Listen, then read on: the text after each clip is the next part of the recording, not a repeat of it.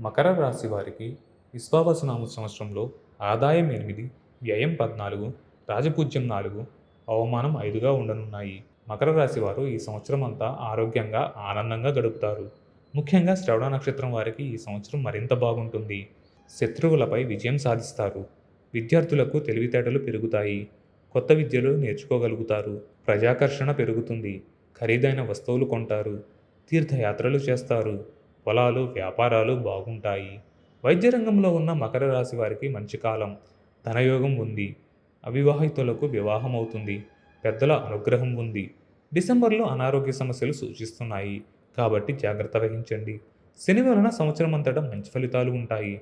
ప్రభుత్వ ఉద్యోగులకు ట్రాన్స్ఫర్లు తప్పవు. విదేశాలకు వెళ్లాలనుకునే వారి ప్రయత్నాలు ఫలిస్తాయి. బయటివారి వలన సహకారం అందుతుంది. దూర ప్రయాణాలు కలిసి వస్తాయి. శుభకార్యాలకు డబ్బు వెచ్చిస్తారు. రాజకీయ రంగంలో ఉన్న వారికి ప్రజాకర్షణ పెరుగుతుంది. సన్నిహితులతో వివాదాలు పెట్టుకోవద్దు. గణపతి ఆరాధన చేయడం, దుర్గాదేవి, ఆంజనేయ స్వామి దేవాలయాల దర్శనం మంచిది.